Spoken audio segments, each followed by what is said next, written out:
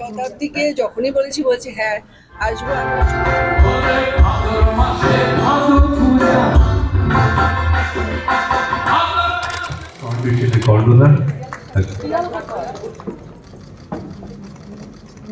শতাব্দীকে ও বলেছিল যে আমি ঠিক বলতে পারছি না আসতে পারবো কিনা, কারণ আমার অনেক সভা আছে। তারপরে বলছিল পাটনা চলতে ভয় লেগেছিল আমার, কিন্তু ঈশ্বরকে ডাকছিলাম যে পাটনা যেন না যাওয়া হয়, পাটনা না গেলেও এখানে চলে আসবে।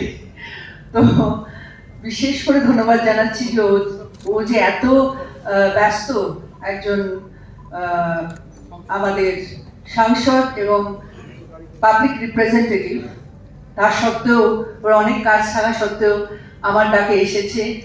ওদের পাশে আমরা এই অনুষ্ঠানকে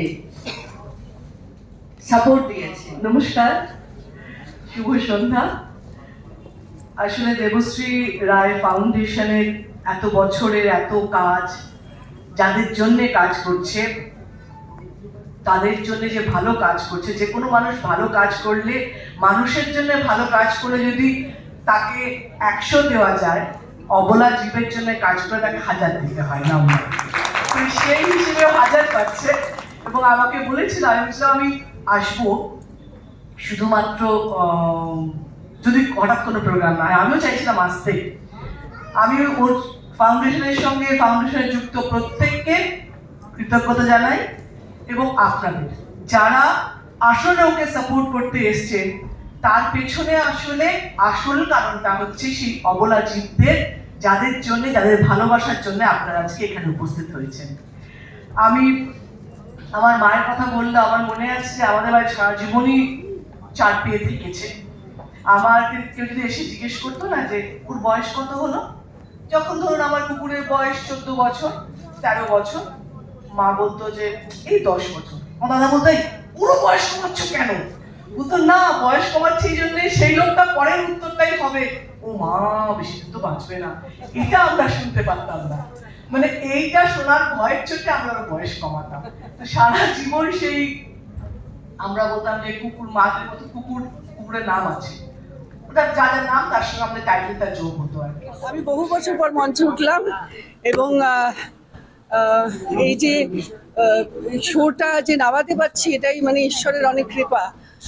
অনেক বাধা বিঘ্ন এসছে, সেগুলো সব অতিক্রম করে এই শো, এখনো প্রার্থনা করছি যেন শোটা খুব ভালোভাবে সুন্দরভাবে উতরে যায়।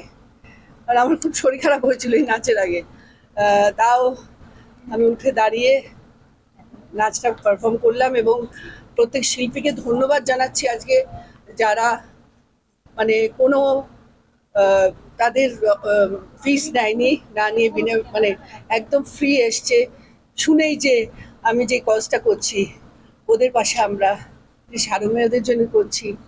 অনেক এখানে শিল্পী আছে যারা সবাই অ্যানিমাল লাভার। এক কথা বলেছে, দিদি নিশ্চয়ই তোমার শোতে আসবো এবং আমরা পারফর্ম করবো। আমি আমি কৃতজ্ঞ প্রত্যেক শিল্পীকে, যে বা যারা এসে এখানে অনুষ্ঠান পরিবেশন করবেন। এবং ধন্যবাদ জানাচ্ছি যারা আমার বন্ধু বান্ধব অনেকে আছে যারা আমার পাশে এসে দাঁড়িয়েছে, যারা কন্ট্রিবিউট করেছে এই শোয়ের জন্যে এবং এই অবলা প্রাণীর জন্যে। প্রত্যেক বন্ধু বান্ধবকে আমার অনেকে শুভাকাঙ্ক্ষী পাশে এসে দাঁড়িয়েছে, তাদেরও ধন্যবাদ জানাচ্ছি, যেভাবে আমার পাশে থেকে এই আজকের এই শোটা আমরা করছি। অনেক কিছু মানে পুরোটা অর্গানাইজ করার পাশাপাশি নিজের শো করা, এটা কতটা চাপের? এটা চাপের মানে এটা ডিমান্ড ছিল আমার মেম্বারের যে তোমায় নাচতে হবে। আমি দেখলাম আমি শোটা নামাবো না নাচবো না কি করবো বুঝতে পারছিলাম না, কিন্তু ওদের মানে বায়নায় অনুরোধে আমি আজকে কার্টেন রেজাল্টটা করলাম।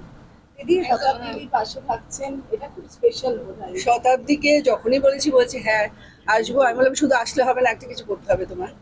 তো ও করবে ডেফিনেটলি, ও একটা কবিতা নিশ্চয়ই বলবে।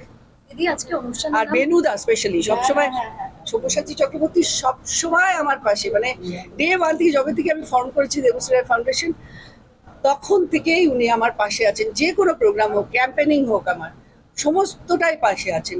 কিন্তু আজ একটু শরীরটা খারাপ হয়েছে, আমাকে জানিয়েছেন উনি, কিন্তু আমি বলেছি দেখো তোমার অনেক ফ্যান আসবে আজকে, আর তুমি দেবশ্রী ফাউন্ডেশনের পাশে দাঁড়াবে না?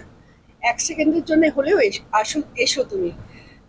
জানি না এখন, একবার ফোন করব, দেখবো বেনুদা আসছে কিনা। বেনুদার স্পেশালি রাঘবও ডে ওয়ান থেকে আমার সঙ্গে আছে, এবং ওর বাবাই আমাদের মতোই পথপ্রসূতের সেবা করে নৈহাটিতে। তো সেই জন্যে রাঘব ডে ওয়ান থেকে ফাউন্ডেশনে আছে, এবং সব্যসাচী চক্রবর্তী ডে ওয়ান থেকে আমার ফাউন্ডেশনে আছে যুক্ত ওরা।